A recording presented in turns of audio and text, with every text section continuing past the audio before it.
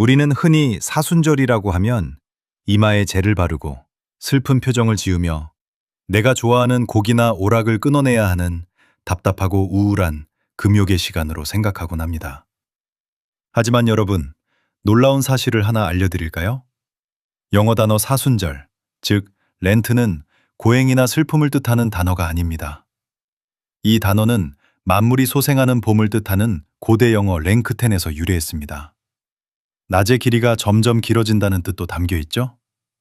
그렇습니다. 사순절은 영혼의 혹독한 겨울을 지나 우리 내면에 잠들어 있던 생명을 깨우고 영적인 봄을 준비하는 눈부신 희망의 절기입니다. 오늘 우리는 장장 2000년의 기독교 역사를 거슬러 올라가 보려 합니다. 사순절이 어떻게 시작되었고 역사의 경랑 속에서 어떻게 변모해 왔으며 마침내 서로 사랑하라는 위대한 계명으로 어떻게 완성되었는지 이 깊은 여정에 여러분을 초대합니다. 사순절은 라틴어로 콰드라게시마라고 부릅니다. 이는 정확히 40일을 의미합니다. 부활절 주일을 제외하고 제2수요일부터 성토요일까지 정확히 40일의 기간입니다. 왜 하필 40일일까요? 성경에서 40이라는 숫자는 단순한 시간의 길이가 아닙니다. 그것은 인간의 한계가 끝나고 하나님의 일하심이 시작되는 정화와 준비의 시간입니다. 노아 시대에 온 세상을 정화했던 비가 40일 밤낮으로 내렸습니다.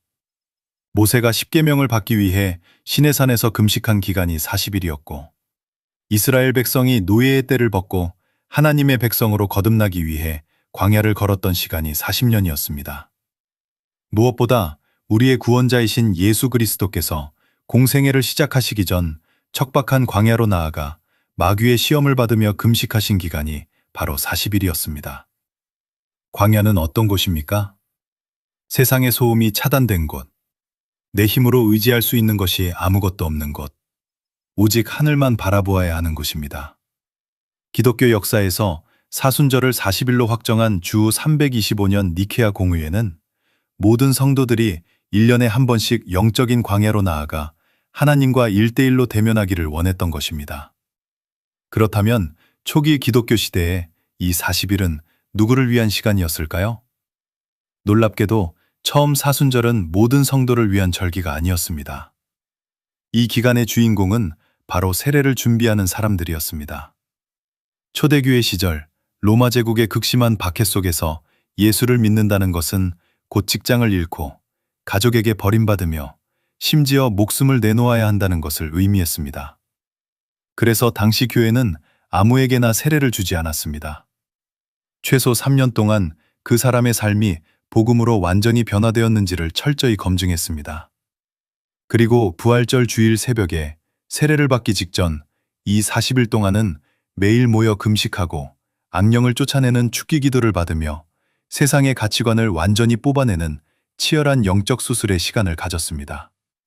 그들에게 사순절은 옛자아의 장례식을 치르는 시간이었던 것입니다. 그리고 부활절 아침, 그들은 물에서 올라와 하얀 옷을 입고 마침내 그리스도와 함께 새로운 생명으로 부활했습니다. 사순절은 곧 죽음에서 생명으로 건너가는 위대한 상고의 시간이었습니다. 하지만 역사는 큰 전환점을 맞이합니다. 주 313년, 밀라노 칙령으로 기독교가 공인되고 훗날 로마의 국교가 되면서 교회는 지하에서 지상으로 올라왔습니다. 더 이상 세례를 받는다고 목숨을 잃을 위험이 사라진 것입니다. 결과적으로 엄청난 변화가 일어났습니다. 어른이 되어 회심하고 세례를 받는 사람들의 숫자는 급격히 줄어들었고 기독교인 부모 밑에서 태어나자마자 세례를 받는 유아 세례가 보편화되었습니다. 여기서 교회는 깊은 고민에 빠집니다. 세례를 준비하는 어른들이 사라진다면 사순절 40일의 존재 이유는 무엇인가? 교회는 이 위기를 매우 지혜롭고 아름답게 극복했습니다. 이 40일의 영적 훈련을 세례자들만의 특별한 행사에서 이미 세례를 받은 모든 회중이 자신의 신앙을 갱신하고 초심으로 돌아가는 시간으로 확장시킨 것입니다. 중세시대로 접어들며 사순절은 전 교인이 지켜야 하는 강력한 규율이 되었습니다. 제 수요일이 되면 교황부터 평민까지 모두 이마에 재를 바르며 너는 흑인이 흑으로 돌아갈 것을 기억하라는 창세기 말씀을 새겼습니다. 금식의 규정도 매우 엄격했습니다. 40일 동안 육류는 물론 우유, 버터, 계란 등 모든 동물성 식품의 섭취가 금지되었습니다. 하루에 저녁 한 끼만, 그것도 빵과 채소로만 연명해야 했습니다. 여기서 재미있는 역사가 탄생합니다. 사순절이 시작되기 직전 집에 남은 고기와 버터가 상하기 전에 모두 먹어치우기 위해 성대한 잔치를 벌였는데, 이것이 고기여 안녕이라는 뜻의 라틴어 카르네발레에서 유래한 카니발 축제의 기원이 되었습니다. 하지만 외적인 규율이 강해질수록 신앙의 본질은 점차 흐려지기 쉬웠습니다.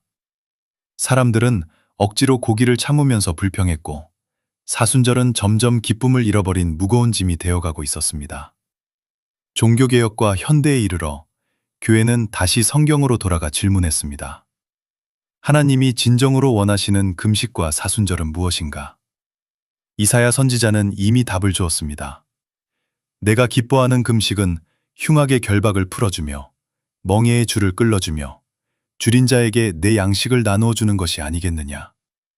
사순절의 초점은 이제 나를 학대하는 금식에서 예수님이 주신 새 계명으로 옮겨갔습니다. 사순절의 마지막 주간, 고난주간의 목요일을 우리는 성목요일이라고 부릅니다. 이 먼디라는 단어는 예수님께서 제자들의 발을 씻기시며 하신 말씀, 라틴어 만다툼에서 왔습니다. 새 계명을 너희에게 주노니 서로 사랑하라. 내가 너희를 사랑한 것 같이 너희도 서로 사랑하라. 그렇습니다. 교회는 마침내 깨달았습니다.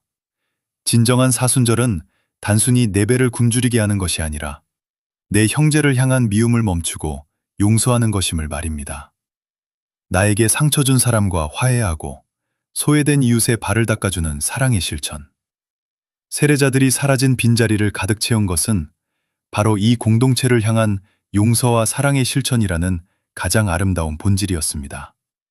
그렇다면 고도의 디지털 시대를 살아가는 21세기의 우리 그리스도인들은 이 위대한 사랑의 절기를 어떻게 우리의 일상 속에서 사랑해야 할까요? 첫째, 비움입니다. 소음과 미움의 금식을 선언하십시오. 우리를 하나님으로부터 멀어지게 하는 것은 고기나 초콜릿이 아닙니다. 쉴 새 없이 울리는 스마트폰, 타인과 나를 비교하게 만드는 소셜미디어가 우리의 영혼을 혼탁하게 합니다. 하루 단 30분이라도 모든 기기를 끄는 디지털 금식을 실천해 보십시오. 세상의 소음을 꺼야 하나님의 세미한 음성이 들립니다. 또한 타인을 향한 험담, 질투, 미움을 끊어내는 잘못된 관계의 금식을 결단하십시오. 둘째, 체험입니다. 용서와 사랑을 흘려보내십시오. 초대교회 성도들은 하루 한 끼 금식하여 모은 식량을 가난한 이웃에게 주었습니다. 내가 커피 한 잔, 배달 음식 한 번을 아낀 돈을 모아 어려운 이웃을 돕는 구제 헌금으로 흘려보내십시오.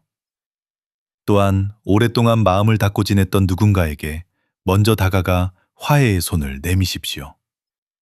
그것이 예수님의 새 계명을 내 삶에 채우는 길입니다.